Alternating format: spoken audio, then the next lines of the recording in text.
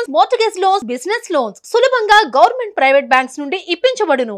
నూలు దండ నా మెడలో వేస్తూ వాళ్ళ సమస్యల మాలను నీ మెడలో వేస్తా ఉన్నాను, నువ్వు తప్పకుండా పరిష్కరించాలి అని చెప్పి ఆయన నా మెడలో ఆ దండ వేయడం జరిగింది.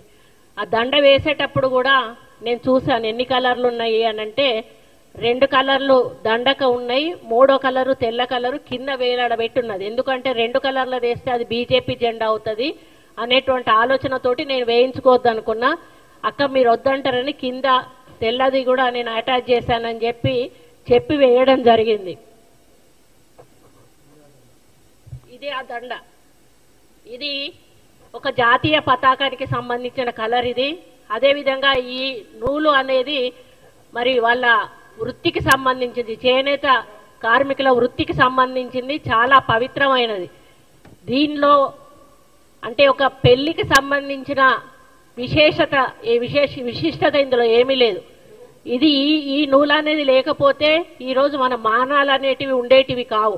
ఈరోజు మనం అందరం బట్ట కట్టుకొని తిరుగుతూ ఉన్నామంటే కేవలం ఈ నూలు వల్ల, చేనేత కార్మికులు నేస్తున్న నేత బట్ట వల్ల అనేది మనం అందరం కూడా గుర్తించాల్సిన అవసరం ఉన్నది. నా బాధ ఏంటంటే ఒక మహిళగా నన్ను చాలా అసహ్యంగా ఈ విధంగా పోస్ట్ పెట్టి సోషల్ మీడియాలో చాలా దురదృష్టకరమైన, చాలా ఇబ్బందికరమైన పోస్ట్ పెట్టి ఈ ఫోటోను పెట్టి వీళ్ళకు షాదీ ముబారక్ ఎవరిచ్చారు అని చెప్పి ఒక అక్రమ దాన్ని చిత్రీకరించి చాలా అవమానపరచడం నాకు చాలా బాధను కలిగిస్తా ఉంది. నిన్నటి నుంచి కూడా నేను అన్నం తినలేదు, నిద్రపోలేదు. ఒక మహిళగా ఈరోజు వాళ్ళ ఇంట్లో తల్లులు ఉన్నారు, చెల్లెళ్ళు ఉన్నారు, బిడ్డలు ఉన్నారు. టీఆర్ఎస్ వాళ్ళందరూ కూడా ఈరోజు కొంత గ్యాంగ్ను ఏర్పాటు చేసుకొని ఈరోజు వాళ్ళ అధికారం పోయిన పిచ్చిలో ఏం చేస్తున్నారో అర్థం కాకుండా ఒకసారి సీతక్క మీద ట్రోలింగ్ చేశారు, ఒక గిరిజన మహిళను పెట్టుకొని పొన్నం ప్రభాకర్ తోటి, ఇంకోసారి మేయర్ విజయలక్ష్మి గారిని ట్రోల్ చేశారు అక్కడ బోనాల పండుగ దగ్గర. ఈరోజు ఒక దండ, ఒక అన్న సమస్యలు చెప్పి ఒక చెల్లికి అన్నకి రాఖీ కడుతుంది చెల్లె. అదే పద్ధతిలో ఒక అన్న, అది పూలదండ కూడా కాదు, పూలదండ వేసుకుంటే తప్పు, నేను ఎక్కడ కూడా పూలదండలు వేసుకోను. శాలువాలు కప్పితే తప్పు కాదు, నూలు దండ వేస్తే అసలు కూడా తప్పు కాదు. దాన్ని ఈ విధంగా చిత్రీకరించి మానసికంగా నిన్నటి నుంచి నేను ఆవేదనతో ఉన్నాను. ఆ ఆవేదనను అర్థం చేసుకున్నమ్మా పద్మశాలి కుటుంబ సభ్యులందరూ కూడా వచ్చి ఇక్కడ ప్రెస్ మీట్ పెట్టి సోషల్ మీడియా మీద దౌర్జన్యం చేస్తా ఉన్నారు. నిరసిస్తూ ఒక ప్రజాస్వామ్య పద్ధతిలో వాళ్ళెళ్ళి టీఆర్ఎస్ భవన్ ముందు బీఆర్ఎస్ సోషల్ మీడియా అని దహనం చేస్తా ఉంటే రాక్షసుల్లాగా లోపల నుంచి వచ్చి తిరిగి మా వ్యక్తుల మీదనే దండయాత్ర చేశారు. మా వాళ్ళు లోపలికి వెళ్ళలేదు, కేవలం రోడ్డు మీద బయట చేస్తున్న కార్యక్రమాన్ని వాళ్ళు వచ్చి మీద పడి కొట్టడం జరిగింది. అంటే ఎంత దార్శికం చేస్తా ఉన్నారో ఈరోజు అర్థమవుతా ఉంది. దీని వెనకాల ఎటువంటి వ్యక్తులు ఉన్నారో మీ అందరికీ కూడా తెలుసు.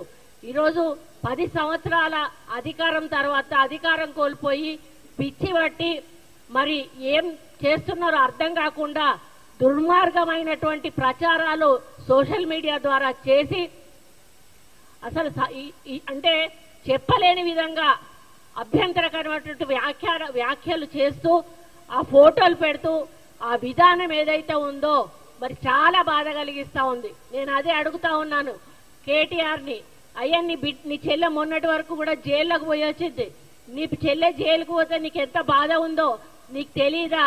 నేను ఆడదాన్ని, మరి నా మీద ఈ విధంగా అసభ్య ప్రచారం చేస్తే మరి ఏ విధంగా బాధపడతానో నీకు అర్థం కాలేదా? మరి ఈరోజు సోషల్ మీడియాని డబ్బులు ఇచ్చి పెంచి పోషించి వాళ్ళని ఇష్టం ఉన్నట్టుగా రాయండ్రా అని చెప్పి ఈరోజు ఒక గౌరవప్రదమైనటువంటి మంత్రి అయిన నన్ను కూడా ఈరోజు అసభ్య పదజాలంతో సోషల్ మీడియాలో ట్రోల్ చేయడం అనేది, ట్వీట్ చేయడం అనేది నేను జీర్ణించుకోలేకపోతూ ఈరోజు ఈ వేదిక మీద నుంచి టీఆర్ఎస్ నాయకులను, కేటీఆర్ని, హరీష్ రావుని, కేసీఆర్ని అందరినీ ఒకటే ప్రశ్నిస్తా ఉన్నాను. మీ ఇంట్లో ఆడవాళ్ళు ఉన్నారు, ఇదే పద్ధతిలో మీ ఇంటి ఆడవాళ్ళ మీద ట్రోల్ చేస్తే ఏ విధంగా ఉంటుందో ఒక్కసారి ఆలోచించాల్సిన అవసరం ఉన్నది. మీరు 10 సంవత్సరాలు మంత్రులుగా ఉన్నారు, అధికారంలో ఉన్నారు, మహిళలకు గౌరవం ఇవ్వాల్సిన అవసరం మీకున్నది. మహిళలకు ఉచిత బస్సు పెడితే 100 కేటీఆర్ డిస్కో డాన్స్ చేసుకోవడానికి మహిళలకు ఉచిత బస్సులు పెట్టిందా అని అంటాడు. ఒక ఆమె నాకు 3 బిడ్డలు, అయ్యా నాకు సహాయం చేయండి అంటే నువ్వెవరి కోసం కన్నావు బిడ్డలను, సమాజం కోసం కన్నావా, నా కోసం కన్నావా అనేటువంటి మాట కేటీఆర్ మాట్లాడతాడు. అంటే వాళ్ళకు మహిళలు అంటే చాలా చులకన.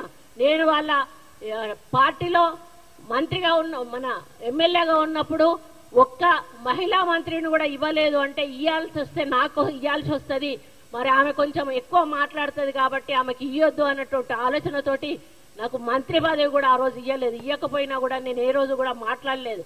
ఆ రోజు నాకు ఎటువంటి అగౌరవం జరగలేదు కాబట్టి నేను ఆ పార్టీలో ఉన్నా. ఎప్పుడైతే అక్కడ అగౌరవం జరిగింది, పార్టీ టికెట్ ఇవ్వలేదు, ఆ రోజు ఇండైరెక్ట్ గా మమ్మల్ని అగౌరవపరిచారు కాబట్టే వచ్చాను. కానీ రెండోసారి అధికారంలోకి వచ్చినాక టీఆర్ఎస్ లో చాలా మార్పు వచ్చింది.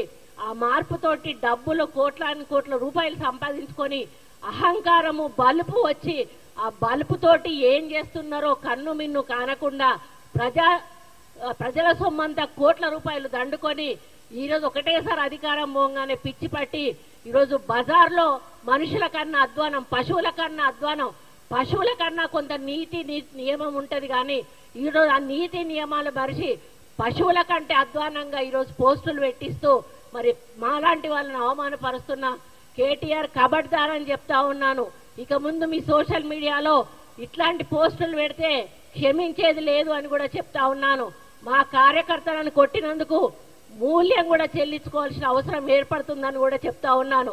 నా జీవితంలో ఈ రోజు వరకు నాకు ఒక చిన్న మచ్చ కూడా నా రాజకీయ జీవితంలో లేదు. నేనంటే ప్రతి పార్టీలోని నాయకులు కూడా నన్ను గౌరవిస్తారు, కానీ నోటి నిండా పిలిచి నాతో మాట్లాడతారు. ఈరోజు ఆంధ్ర రాష్ట్రానికి వెళ్తే నన్ను అందరూ అక్క అని పిలుస్తారు, నా భర్తను అందరూ కూడా బావ అని పిలుస్తారు. ఎవ్వరు కూడా నన్ను మేడం అని పిలిచినా కూడా నేను ఒప్పుకోను. నన్ను మేడం అని పిలవద్దు, అక్క అని పిలవండి అని నేను పిలిపించుకుంటాను. అటువంటి వ్యక్తిత్వం ఉన్న నన్ను ఈ రోజు ఇంత అసభ్యమైన పోస్టింగ్ పెట్టి నన్ను ఇబ్బంది పెట్టేటువంటి పని చేసిన కేటీఆర్ ను మరి నిజంగా హెచ్చరిస్తా ఉన్నా, నీకు సోషల్ మీడియా బంద్ చేసుకో, లేకపోతే తెలంగాణ రాష్ట్ర మహిళలందరూ కూడా మరి ఇది గమనిస్తా ఉన్నారు. తప్పకుండా ఏదో ఒక రోజు తిరగబడతారు. సుమన్ టీవీలో మీ పర్సనల్ అండ్ బిజినెస్ ప్రమోషన్స్ కోసం కింది నెంబర్కి కాంటాక్ట్ చేయండి.